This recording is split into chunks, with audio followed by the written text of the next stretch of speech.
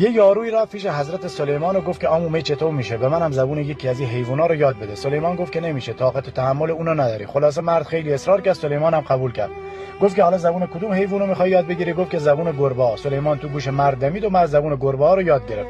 مرد داشت میرفت سمت خونه، دید که دو تا گربه دم در خونش وایسادن. یکی از این گربه‌ها به اون یکی گفت که 2 روز هیچی نخوردم، چیزی واسه خوردن نداری؟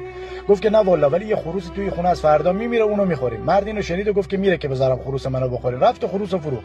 فردا گربه اومد پیش دوستش، گفت که چی شد؟ خروس مرد. گفت که نه والله، صاحبخونه اونو فروخت، ولی یه بز نری داره فردا میمیره، اونو میخوره.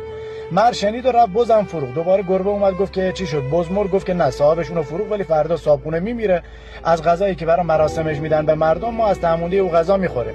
صاحبخونه تا اینو شنید خیلی ناراحت شد، به هم ریخت، رفت پیش سلیمان و گفت که به دادم برس، چیکار کنم؟ گربه‌ها گفتن که فردا میمیرم.